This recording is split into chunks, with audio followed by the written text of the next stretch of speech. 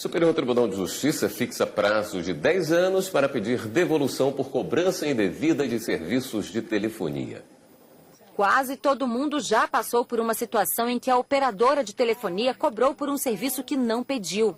Quase todas as operadoras que eu já trabalhei tiveram esse problema. Eles enrolam muito, as ligações são longas, você tenta resolver de uma maneira amigável e não consegue. Já tive muito problema com isso. Você nem contratou e às vezes você paga por algo que não recebeu. Enfim, é algo muito confuso. Isso acontece sempre. Sobretudo seguros que eles nos empurram se a gente ter pedido. Eu sempre reclamo, a minha linha pós-paga. Eu tenho essa linha há quase 30 anos. A mesma linha. Mas o tempo de prescrição para ajuizar a ação de repetição de indébito por cobrança indevida no serviço de telefonia ainda não estava pacificado na Justiça.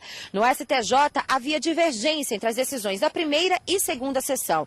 As turmas de direito privado estabeleciam um prazo de 3 anos, enquanto as de direito público fixavam 10 anos como prazo de prescrição. Diante da diferença e com o objetivo de pacificar o entendimento, a Corte Especial analisou os chamados embargos de divergência. Para o relator do recurso na Corte Especial, ministro Og Fernandes, a devolução do valor pago por serviços não contratados não diz respeito a enriquecimento sem causa, em que se aplica o prazo prescricional de 3 anos. De acordo com o relator, esse tipo de ação requer o enriquecimento de alguém diante do empobrecimento correspondente de outra pessoa. No entanto, no caso analisado, existe relação contratual entre a operadora e o consumidor e diz respeito a um fato do serviço.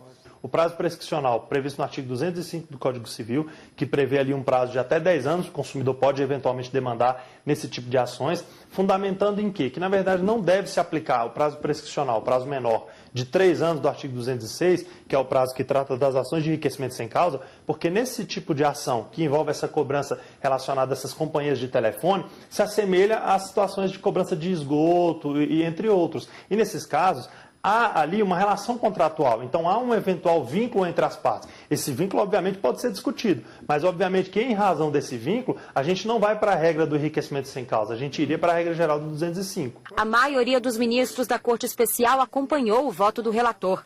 Ficou estabelecido o prazo de 3 anos para ações destinadas a recuperar o que foi obtido à custa do prejudicado e o prazo de 10 anos nos casos de devolução por cobrança indevida de serviços de telefonia não contratados, seguindo o mesmo princípio de indébito de tarifas de água e esgoto.